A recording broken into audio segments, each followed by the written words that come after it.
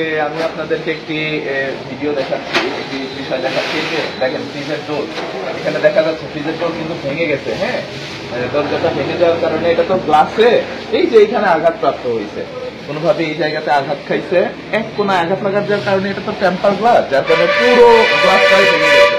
দেখেন নিচের দরজাটা কিন্তু ভালো, উপরের দরজাটা ভাঙা। তো আপনাদের কোনো কারণে যদি বাসার ফ্রিজ এরকম ভেঙে যায়, দরজা নষ্ট হয়ে যায়, তাহলে কিন্তু দরজা চেঞ্জ করা যাবে। আর কিভাবে চেঞ্জ করবেন? আপনি আমাদের যে কোনো সেলস পয়েন্ট যদি প্লাজা থেকে নিয়ে থাকেন, তাহলে প্লাজাতে যোগাযোগ করবেন অথবা সার্ভিস সেন্টারে যোগাযোগ করবেন।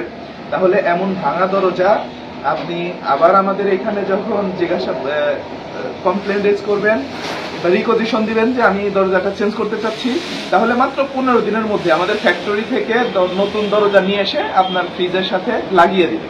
এই ক্ষেত্রে দামের কম বেশি হয়, এক একটা মডেলে এক এক ধরনের দাম হয়। দামটা কাস্টমাইজ আপনাকে জেনে নিতে হবে। ধন্যবাদ।